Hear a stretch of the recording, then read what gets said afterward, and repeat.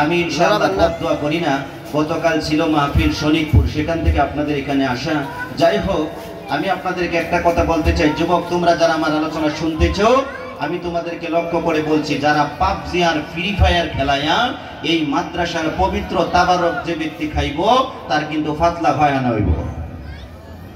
ওয়াজ কি জাগাত পড়ছে না বেজাগাত পড়ছে? আরে কথা কন না, কে জাগাত না বেজাগাত? তাহলে একটু তাকবীর দেন, নারায়ে তাকবীর। মাঠ গরম হইছে না? আর একটু জোরে বলেন নারায়ে তাকবীর। মাঠ গরম না হইলে ওয়াজ করে মজা লাগে না।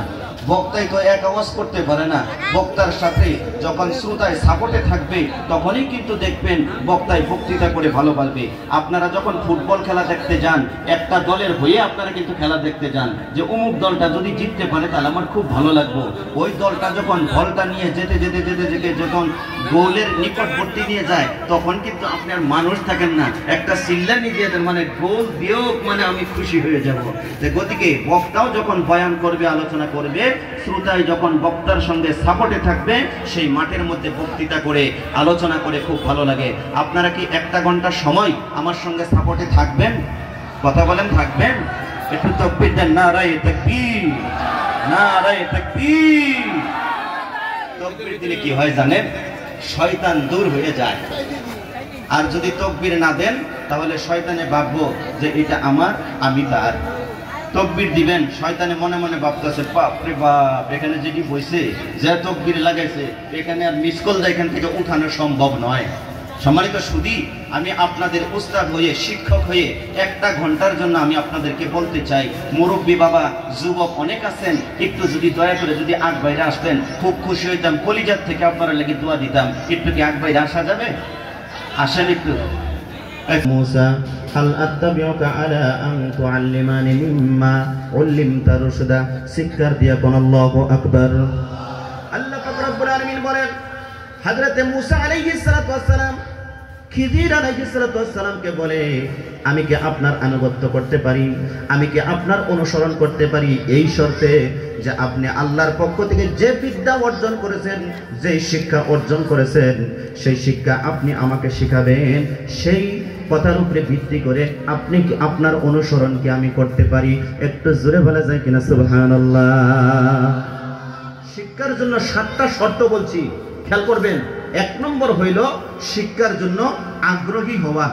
শিক্ষার জন্য আগ্রহী হওয়া, শিক্ষার জন্য আপনার ইচ্ছা থাকতে হবে যে আমি ড্রাইভিংটা শিখব, আমি মিস্ত্রির কাজ শিখব, আমি ঘড়ি বানানো শিখব, আমি ফ্লাইট বানানো শিখব, আমি মাইক্রোফোন বানানো শিখব, মোবাইল বানানো শিখব। এই শিক্ষাটা আপনার ভিতরে ইচ্ছা থাকা লাগবে, আগ্রহ থাকা লাগবে। যদি আপনার আগ্রহ থাকে তবেই তো আপনি শিক্ষা অর্জন করতে পারবেন। যদি আপনার আগ্রহ না থাকে আপনি কোনো কিছু শিখতে পারবেন না। সম্মানিত সুধী, তাহলে শিক্ষার 1 নম্বর শর্ত হইল আগ্রহী হওয়া। আপনার আগ্রহ থাকা লাগবে, ইচ্ছা থাকা লাগবে। যেমন দলিল আল্লাহ কোরআন শরীফের মধ্যে দিয়েছে, হযরতে মূসা আলাইহিস সালাতু ওয়াস সালাম খিজির আলাইহিস সালাতু ওয়াস সালামকে বললেন যে আপনাকে যে আল্লাহ জ্ঞান দান করেছে, শিক্ষা দান করেছে, সেখান থেকে কি আপনি আমাকে কিছু শিখাবেন? সুবহানাল্লাহ কন্যা। একজন নবী খিজিরকে বলতেছে, আপনি কি আমাকে শিখাবেন? আর সেই শর্তে কি আপনার আনুগত্য করতে পারি, আপনার অনুসরণ করতে পারি? কোনো একটা মিস্ত্রি যখন একটা কাজ শেখার জন্য যাবে, নতুন একটা ছেলে, ওই মিস্ত্রির কিন্তু আনুগত্য করা লাগবে, অনুসরণ করা লাগবে। কিভাবে রেন্দা মারে, কিভাবে মানে কাঠগুলা কাটিং করে, তার কি করতে হবে? মনোযোগ দেওয়া লাগবে। সম্মানিত ভাইয়েরা, এই মাদ্রাসায় যে সমস্ত ছাত্র ভাইয়েরা আপনারা অধ্যয়ন করতেছেন, বিভিন্ন জায়গা থেকে ছাত্র ভাইয়েরা, ছাত্রীরা আপনারা যা এসেছেন, 1 নম্বর শর্ত হইল শিক্ষার জন্য আপনাদেরকে আগ্রহী থাকা লাগবে, ইচ্ছা থাকা লাগবে। যাদের ইচ্ছা আছে, আগ্রহ আছে, তারাই শিক্ষা অর্জন করতে পারবে। 2 নম্বর শর্ত হইল, খেয়াল করুন, আমার ভাষা কি আপনারা বুঝতেছেন ভাই? ক্লিয়ার বোঝা যায়? বলি আলহামদুলিল্লাহ। আর একটু জোরে বলি আলহামদুলিল্লাহ। 2 নম্বর হলো শিক্ষার জন্য বিনয়ী হওয়া। শিক্ষার জন্য বিনয়ী হওয়া, নম্র হওয়া। আপনি শিখতে গেছেন, নম্র হওয়া লাগবে, বিনয়ী হওয়া লাগবে। বিনয় না হলে, তাকাব্বুরি যদি থাকে, অহংকারী যদি থাকে, তাহলে আপনি শিক্ষা অর্জন করতে পারবেন না। তাহলে শিক্ষার জন্য কি করতে হবে? আপনাকে বিনয়ী হতে হবে। আপনি একজন হুজুরের কাছে বায়াত গ্রহণ করেছেন, কোনো একজন হুজুরের কাছে আপনি বায়াত গ্রহণ করেছেন, যেরকম আমাদের বাসকান্দির হুজুর রহমতুল্লাহ আলাইহির কাছে অনেক মানুষ বায়াত করেছিল। এখন বাসকান্দির হুজুরের কাছে বায়াত করার পরে আপনি আল্লাহ আল্লাহ আল্লাহ করতে করতে অনেক সবক হাসিল করে আল্লাহকে রাজি এবং খুশি করে ফেলেছেন। আপনার বিভিন্ন ধরনের স্বপ্ন হয়। এখন যদি আপনি মনে মনে যদি ভাবেন যে আমার হুজুরের থেকে আমি অনেক শিখে ফেলেছি, তাকাব্বুরি অহংকারী যদি এসে যায়, তাহলে আপনি পতন হয়ে যাবে। তাহলে 2 নম্বর শর্ত হইল শিক্ষার জন্য আপনাকে কি করতে হবে? বিনয়ী হতে হবে। খেয়াল করে লক্ষ্য করুন, বিনয়ের কথাটা উদাহরণ দিয়ে আপনাদেরকে বোঝাচ্ছি। আল্লাহ পাক রব্বুল আলামিনের কাছে আল্লাহ পাক রব্বুল আলামিনের নবী, বিশ্ব নবী, মায়ার নবী রাহমাতুল লিল আলামিন যখন মসজিদের মধ্যে বসে আছে, আল্লাহর পক্ষ থেকে হযরত জিবরাইল আলাইহিস সালাম মানুষের বেশ ধারণ করে, মানুষের সূরত ধারণ করে আল্লাহর নবীর কাছে এসে হাজির হয়ে গেলেন। নবীকে সালাম দিলেন, আসসালামু আলাইকা আইয়ুহান নাবিয়্যু। জোরে কন্না সুবহানাল্লাহ, আরো জোরে কোন সুবহানাল্লাহ। নবীজিকে সালাম দিলেন, দিয়ে বললেন হুজুর আপনি আমার সালাম গ্রহণ করুন। আল্লাহর নবী সাল্লাল্লাহু আলাইহি ওয়াসাল্লাম জিবরাইল আলাইহিস সালামের সালাম গ্রহণ করলেন। আল্লাহর নবী সাল্লাল্লাহু আলাইহি ওয়াসাল্লামকে জিবরাইল আলাইহিস সালাম বিনয়ী হয়ে নবীজির সামনে বসলেন, 4টা প্রশ্ন করলেন। জোরে বলেন কয়টা প্রশ্ন? 4টা প্রশ্ন করলেন। খুব ভালো করে মনোযোগ দিয়ে শুনবেন। 1 নম্বর প্রশ্ন হলো হুজুর ইসলাম কাকে বলে, 2 নম্বর হলো ঈমান কাকে বলে, 3 নম্বর হলো ইহসান কাকে বলে, 4র্থ নম্বর হলো কিয়ামত কোন দিন হবে। এই 4টা বিষয় আল্লাহর নবী সাল্লাল্লাহু আলাইহি ওয়াসাল্লামকে প্রশ্ন করলো। হযরত জিবরাইল আলাইহিস সালাম প্রশ্ন করে সঙ্গে সঙ্গে নবীজিকে জবাবটা দিয়ে গেলেন। জবাব দেওয়ার সঙ্গে সঙ্গে আল্লাহর নবী সাল্লাল্লাহু আলাইহি ওয়াসাল্লাম সাহাবাদেরকে প্রশ্ন করলেন, ও রাসূলুল্লাহর সাহাবীরা, অল্প আগে যে মানুষটা আমার কাছে এসেছিল এই মানুষটাকে তোমরা চিনো?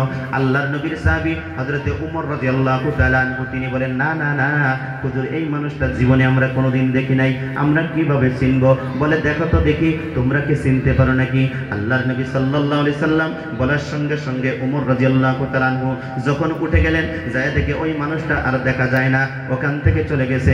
যাওয়ার সঙ্গে সঙ্গে আল্লাহর নবী সাহাবাদেরকে ডাকিয়ে বললেন, ও রাসূলুল্লাহর সাহাবীরা শুনে নাও, শুনে নাও, ইনি হচ্ছে আল্লাহর পক্ষ থেকে আগত হযরত জিবরাইল আলাইহিস সালাম। সিল্লা কন্না সুবহানাল্লাহ। আমার ভাইরা, বিশ্ব নবীর কাছে জিবরাইল আলাইহিস সালাম আসলেন। আসার পরে সালাম দিয়ে যেরকম আমরা নামাজের মধ্যে আত্তাহিয়াতুর সূরাতে যেরকম নম্রভাবে নত হয়ে যখন আমরা বসি, এমন ভাবে নবীজির কাছে হামাগুড়ি দিয়ে এরকম ভাবে নত হয়ে মানে আল্লাহর নবীর কাছে সামনে বসে গেল। বসে যায় 4টা প্রশ্ন করলেন, 4টা প্রশ্নের জবাব দিয়ে দিলেন। 1 নম্বর ইসলাম কাকে বলে? সম্মানিত সুধী, খুব ভালো করে বুঝুন। আল্লাহর বান্দা শুধু বক্তব্য শুনলেই হবে না, মনে রাখতে হবে। এই যে এক বেটা রাত্রের বেলা গেছিল গান গাইতে, সিঙ্গার গান গাওয়ার জন্য গেছিল। যাওয়ার পরে গান গাইতে গাইতে গাইতে গাইতে গাইতে গাইতে পালানিছে লঙ্কা কে জয় করছিল? খেয়াল করুন, লঙ্কা কে জয় করছিল? এই পালানি ছিল। গান গাইতে গাইতে গাইতে গাইতে হঠাৎ তিনি ভুলে গিয়েছে লঙ্কা কে জয় করছে, এই কথাটা উনি ভুলে গেছে। উনি গানের তালে তালে কইতেছে, লঙ্কা যে জয় করিল তার নাম জানি কি। যারা ঢোল খোল হারমোনি বাজায় ওনারা কি কয় জানেন? যে 10 আনি 6 আনি বাঘ আমরা জানি কি। আপনি গান গায়ে নেন 10 আনা আর আমাকে দেন 6 আনা, এটা আমরা কি জানবো? গতিকে আপনিই তো জানার কথা। ভাইয়ের আমার, যখন গায়কে এই কথা বলতেছে, বলার সঙ্গে সঙ্গে তখন গায়কে মনে মনে ভাবতেছে, আজকে যদি গান সম্পূর্ণ না করি আর লঙ্কা কে জয় করলো এই কথাটা যদি না বলতে পারি, তাহলে তো কমিটির মানুষেরা আমাকে হাদিয়া দিবে না, টাকা পয়সা তো দিবে না, তা আমি তো বিপদে পড়ে যামগা। উনি গানের তালে তালে সুরে সুরেই কইতেছে, লঙ্কা যে জয় করিল তার নাম জানি কি। যারা ডোলকোল হারমোনি বাজায় ওনারা বলতেছে 6 আনি 10, 10 আনি 6 আনি বাঘ আমরা জানি কি। গায়ক এবার বলতেছে, আজ হইতে বাঘ হইবে সমানে সমান, আজ হইতে বাঘ হইবে সমানে সমান। তখন ডুলকুল হারমোনি খুঞ্জুরি যারা বাজায় তারা সাথে সাথে বলে দিল, লঙ্কা জয় করিল বীর হনুমান। ভাইরা, খালি সুর শুনলেই হবে না, মনে রাখতে হবে। জিবরাইল আলাইহিস সালাম 4টা প্রশ্ন করলেন, ইসলাম, ঈমান, ইহসান, কিয়ামত। 4টা প্রশ্ন নবীকে করলেন, উত্তর নবীজিকে দিয়ে গেলেন। এবার আসুন, ইসলাম কাকে বলে শুনতে মন চাই কি চায় না? জোরে বলেন, চাই কি চায় না? কার কার সাইড তো দুইটা হাত তুলে তাকবীর দিয়ে আমার আল্লাহর দেখাইয়া দাও লিল্লাহি তাকবীর। এই তো মাঠ গরম হয়ে গেছে। আমরা তাকবীর দিব কাকে খুশি করার জন্য? আরো জোরে বলেন, আল্লাহকে খুশি করার জন্য তাকবীর দিব। তাকবীর যারা দিবেন না শয়তান খুশি হইব, কইব যে আমি তোমার তুমি আমার। তাকবীর যারা দিবেন আল্লাহ কয় তুই আমার আমি তোর, কারণ আল্লাহ কইছে ফাযকুরুনি আযকুরুকুম ওয়াশকুরুলি ওয়ালা তাকফুরুন। বান্দা তোরা আমাকে স্মরণ কর, আমি আল্লাহ তোদেরকে স্মরণ করব। তোরা আমার শুকরিয়া আদায় কর, আমি আল্লাহ তোদের প্রশংসা করব। চিল্লায়া কোন সুবহানাল্লাহ। কষ্ট হইতেছে আপনাদের? অসুবিধা নাই, একটু হানা বলবেন। খিদা লাগো, আবার খিচুড়ি পাক হইতেছে, খিদা না লাগলে খাইবেন কেমনে? তারপর খিচুড়ি খেয়ে যায় রাত্রে ঘুমাইবেন, ঘুমের করে ফজর যাইব, আল্লাহ জানতো না ফেরেশতাও জানতো না। আল্লাহ জানবো ফেরেশতাও জানবো, মাগার আপনি আমি জানতাম না। কথা কোন ঠিক না বেঠি? ওদিকে যতদূর সম্ভব 12টার আগে আমরা মাহফিল শেষ করার জন্য চেষ্টা করব। আল্লাহ যদি তৌফিক দান করে সকলে বলি আমিন। বাবাজিরা আমার, আমি বলতেছিলাম শিক্ষার জন্য 2 নম্বর শর্ত হলো আপনাকে বিনয়ী হতে হবে। খুব ভালো করে মনে রাখবেন, 2 নম্বর শর্ত হলো আপনাকে বিনয়ী হতে হবে। যেমন উদাহরণ দিলাম, জিবরাইল আলাইহিস সালাম নবীজির কাছে নত হয়ে বসে গিয়েছিল। 4টা প্রশ্ন করলেন, জবাব দিয়ে দিলেন। 1 নম্বর প্রশ্ন আমাদেরকে বুঝতে হবে ইসলাম কাকে বলে। ইসলাম আমাদেরকে কয়টা জিনিস শিক্ষা দেয়? 1 নম্বর ইসলাম আমাদেরকে শিক্ষা দেয় যে আমাদের আল্লাহ এক, আল্লাহ এক। তালিমুল ইসলাম একটা ছোট্ট কিতাব, এই কিতাবের মধ্যে দেওয়া আছে ইসলাম আমাদেরকে 5টা জিনিস শিক্ষা দেয়। জোরে কইন সুবহানাল্লাহ। ইসলাম আমাদেরকে 5টা জিনিস শিক্ষা দেয়। 1 নম্বর হলো আমাদের রব এক, আমাদের সৃষ্টিকর্তা আল্লাহ। 2 নম্বর হলো নবী মুহাম্মদুর রাসূলুল্লাহ, এই পৃথিবীর জমিনের মধ্যে আখেরি পয়গম্বর হিসেবে এসেছে।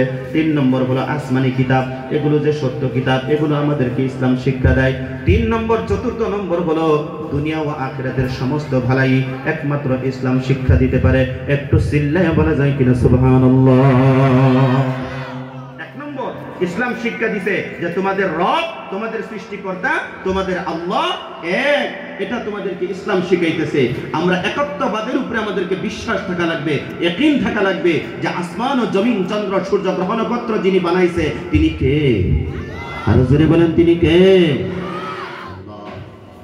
সে আল্লাহ আবার তার 10টা বৈশিষ্ট্যের কথা আয়াতুল কুরসির ভিতরে বর্ণনা করেছে।